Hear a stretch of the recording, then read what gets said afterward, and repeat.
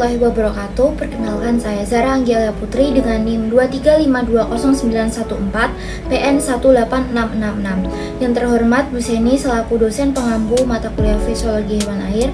Pada kesempatan kali ini saya akan mempresentasikan review materi tentang sistem ekskresi pada moluska. Mari kita simak bersama penjelasan mengenai proses ekskresi yang terjadi pada hewan-hewan tersebut. Filum moluska terdiri dari berbagai kelas yang masing-masing memiliki ciri khas dan contoh yang berbeda. Yang pertama ada kelas Ampineura, ciri khasnya memiliki tubuh datar dengan 8 pelat keras yang membentuk cangkang untuk melindungi tubuh mereka. Mereka hidup di dasar laut dan banyak ditemukan di daerah pasang surut. Contohnya chiton yang hidup di permukaan batuan laut. 2 ada kelas Scapopoda. Ciri khasnya memiliki cangkang berbentuk seperti tuba atau gading yang terbuka di kedua ujungnya. Hewan ini hidup di dasar laut dan memiliki tentakel untuk menangkap makanan. Contohnya Dentalium yang memiliki cangkang panjang berbentuk kerucut. 3 ada kelas Pelysipoda. Seperti Bivalvia, ciri khasnya memiliki tubuh yang dilindungi oleh 2 cangkang yang terhubung dengan engsel. Mereka umumnya hidup di perairan dan bernafas menggunakan insang, banyak seperti Bivalvia yang bersifat filtrasi. Contoh seperti kerang, tiram, dan mutiara. Yang keempat ada kelas Gastropoda. Ciri khasnya memiliki tubuh yang umumnya berbentuk spiral dan 1 cangkang, meskipun ada juga yang tidak memiliki cangkang. Banyak yang bergerak menggunakan kaki besar dan banyak yang hidup di darat maupun laut. Contohnya seperti siput darat, keong, dan kerang laut. Yang kelima ada kelas Cephalopoda, memiliki tubuh yang sangat terorganisir dengan kepala jelas dan banyak memiliki tentakel atau lengan. Mereka adalah predator yang sangat baik dan seringkali tidak memiliki cangkang atau memiliki cangkang internal. Sistem saraf mereka sangat maju. Contohnya seperti cumi-cumi dan lobster. Peran sistem ekskresi moluska. Ekskresi pada moluska berfungsi untuk yang pertama, membersihkan cairan tubuh dari sisa metabolisme yang beracun jika menumpuk.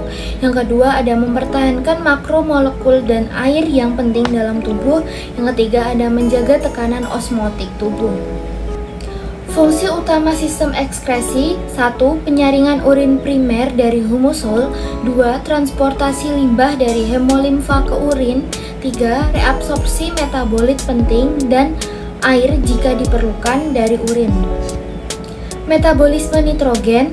5 nitrogen dihasilkan dari metabolisme protein, di mana nitrogen dikonversi menjadi 3, yaitu yang pertama amonia, NH3, bersifat toksik, mudah larut dalam air. Yang kedua ada urea, bersifat kurang toksik, membutuhkan energi untuk produksi.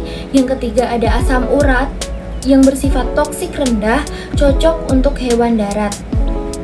Pemanfaatan limbah nitrogen sendiri ada 4. Daya apung. Cephalopoda menyerap amonia untuk membantu mengatur daya apung. Kedua ada simbiosis. Tridacna memanfaatkan nitrogen melalui simbiosis dengan alga. 3 ada pembentukan cangkang. Amonia digunakan untuk meningkatkan pembentukan kalsium karbonat pada cangkang. 4 ada konservasi nitrogen. Siput terestrial menyerap amonia dari udara untuk menghemat nitrogen. Organ ekskresi pada moluska ini ada 2. Yang pertama ada epitel dan mesodermal. Epitel membatasi aliran zat terlarut dan air. Transport aktif zat terlarut seperti ion, glukosa, asam amino, urea, dan logam berat. Mesodermal termasuk ginjal atau nefridia. Epitel insang dan permukaan lainnya berperan dalam ekskresi. Organ seperti kelenjar pencernaan dan anal membantu ekskresi pada Neogastropoda. Mesodermal ini memiliki 2 tipe utama. Yang pertama, protonephridia, tanpa hubungan langsung dengan kolom, ditemukan pada larva Poronida, Annelida, dan moluska awal. Yang kedua ada metanephridia, memiliki hubungan langsung dengan kolom, menyaring cairan tubuh menjadi urin. Cairan kolom difilter dan dikeluarkan melalui nephridia pore. Struktur ini dominan pada moluska dewasa. Sistem ekskresi kompleks jantung ginjal ini ada 4 proses utama. Yang pertama, filtrasi. Pada tahap filtrasi ini, urin primer terbentuk melalui filtrasi darah hemolimfa oleh podosit di perikardium. Podosit menyaring molekul besar seperti protein, memungkinkan cairan dan molekul kecil seperti ion masuk ke urin primer.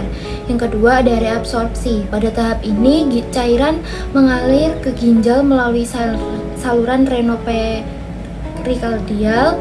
Ginjal menyerap kembali air, glukosa, dan zat penting lainnya untuk mengurangi kehilangan nutrisi. Yang ketiga, ada tahap sekresi, yaitu sel ginjal nanti menambahkan produk limbah seperti amonia atau ion tambahan ke dalam urin untuk membentuk urin akhir. Yang terakhir ada tahap ekskresi. Urin akhir yang tadi pada tahap sekresi itu dikeluarkan dari tubuh melalui nephridia pore. Nah, struktur khusus itu ada 3: epikardium, saluran renoperikardial, dan kelenjar nephridial. Apa sih epikardium itu?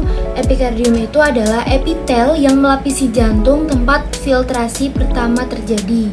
Yang kedua, ada saluran renoperikardial, yaitu yang menghubungkan perikardium dengan ginjal, memungkinkan aliran filtrat untuk dimodifikasi lebih lanjut. Yang ketiga, ada kelenjar nephridial, seperti struktur di apogastropoda yang berperan utama dalam proses penyerapan dan ekskresi. Nah, di sini ada tabel perbedaan kompleks jantung ginjal pada setiap kelas moluska.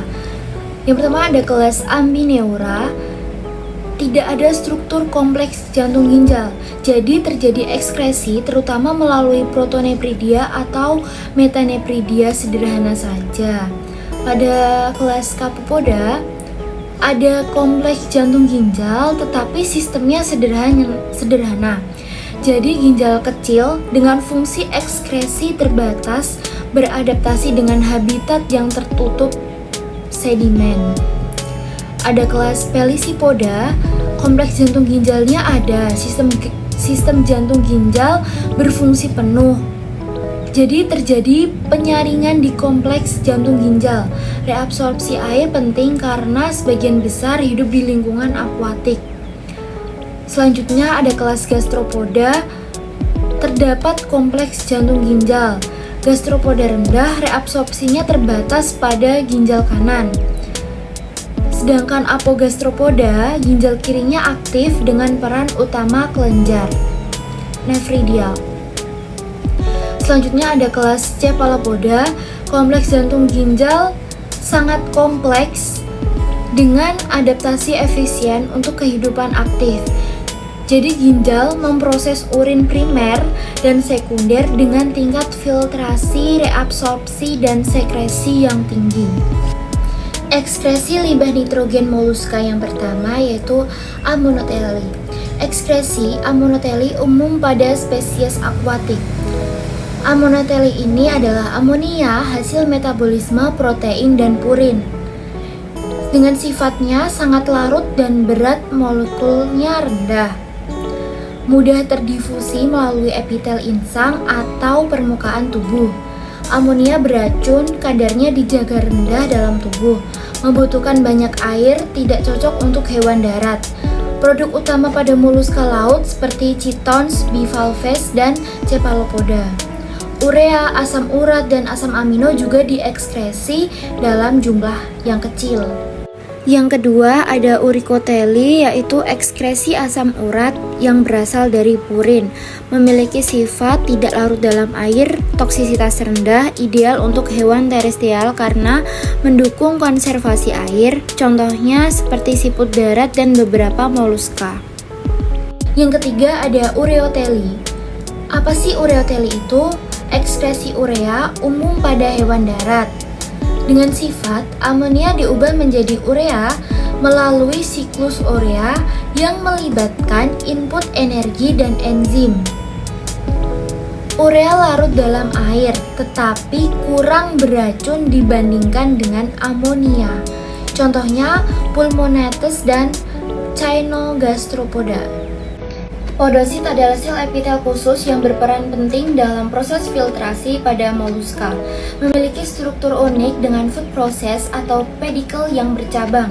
Di antara pedikel yang berdekatan membentuk celah filtrasi yang memungkinkan aliran cairan filtrat.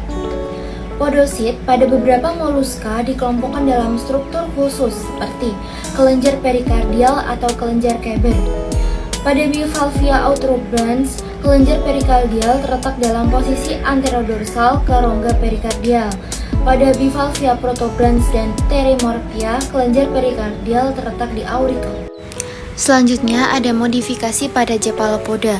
Sistem ekskresi Cephalopoda sangat berbeda dengan sistem ekskresi moluska lainnya dan melibatkan beberapa organ dan jaringan yang berbeda dengan fungsi yang berbeda pula.